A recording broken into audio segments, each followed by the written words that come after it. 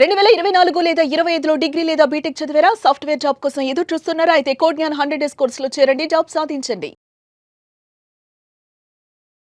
సరే ఒకప్పుడు వేరు. ఎప్పుడంటే మొత్తం చాట్ జీపీటీ మీదో, జెమినీ మీదో, దాని మీద డిపెండ్ అవుతూ ముందుకు వెళ్ళిపోతూ ఉన్నారు పిల్లలు.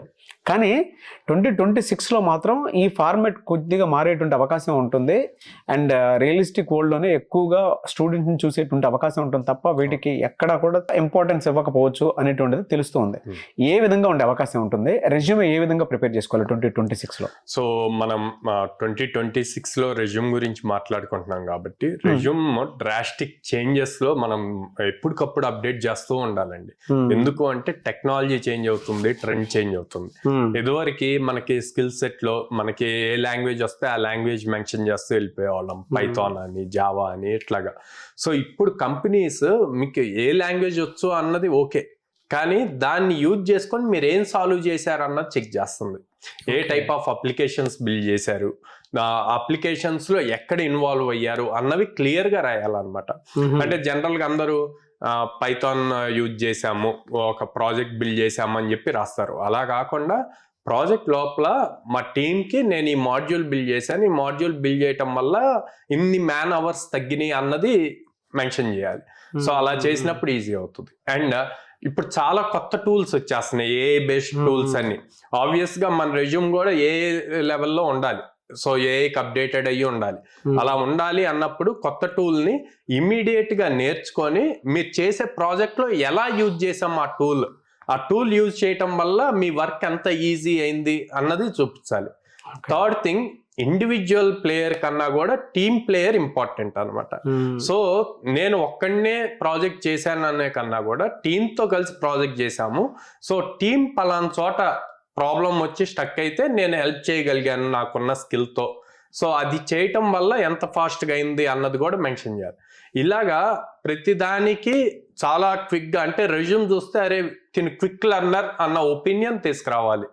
సో అలా వచ్చింది అంటే మీ మీద గుడ్ ఇంప్రెషన్ వస్తుంది.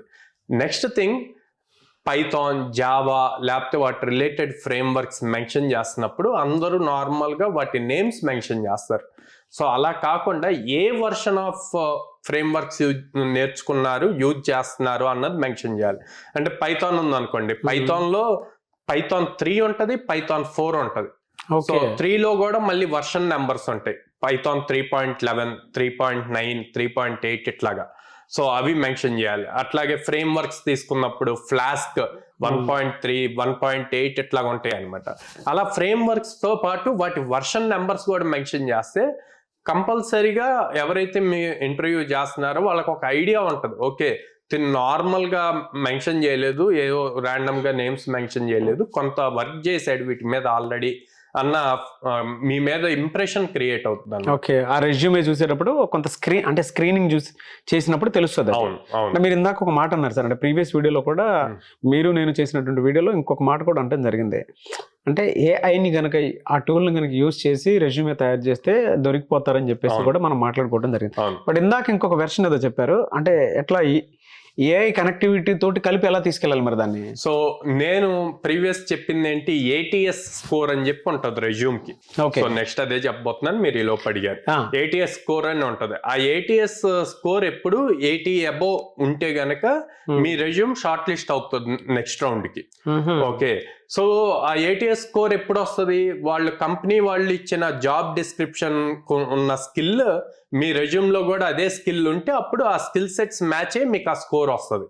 కానీ ఇప్పుడు ఏం చేస్తున్నారు, ఆ స్కోర్ రావటం కోసం ఆ జాబ్ డిస్క్రిప్షన్ తీసుకెళ్లి ఏఐకి ఇచ్చేసి రెజ్యూమ్ ప్రిపేర్ చేయమంటున్నారు ఏఐని.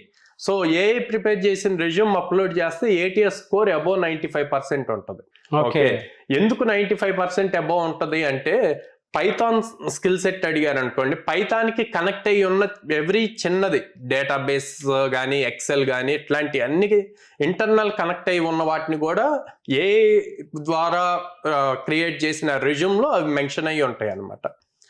సో కానీ ఇక్కడ ఎండ్ యూజర్ అంటే స్టూడెంట్కి వచ్చింది మాత్రం పైథాన్ ఒక్కటే, ఆ పక్కన మెన్షన్ అయ్యి ఉన్నవి మాత్రం రావు. సో అప్పుడేమవుతుంది, ఈ రెజ్యూమ్ చూసిన వాళ్ళు ఎవరైతే ఇంటర్వ్యూవర్ ఉన్నారో వాళ్ళు అరే బెస్ట్ రెజ్యూమ్ వచ్చింది, అని చెప్పి ఫీల్ అవుతారు. ఫీల్ అయ్యి అక్కడ మెన్షన్ ఉన్న ప్రతి ఒక్క దాన్ని వీళ్ళు అడుగుతారు, ఓకే. దీనికి అవి రావు. సో ఆ ప్రాబ్లం వస్తుంది. అందుకే మీ రెజ్యూమ్ మీరే ప్రిపేర్ చేసుకోండి, అంతేగాని ఏఐతో ప్రిపేర్ చేయకూడదు. అండ్ నేను చెప్తున్నా, ఏ టూల్స్ ఏవైతే ఉన్నాయో వాటిని క్విక్గా నేర్చుకోండి. ఆ టూల్ని తీసుకొచ్చి ప్రాజెక్ట్లో ఎలాగా యూజ్ చేశారు అన్నది మెన్షన్ చేయమంటున్నాను.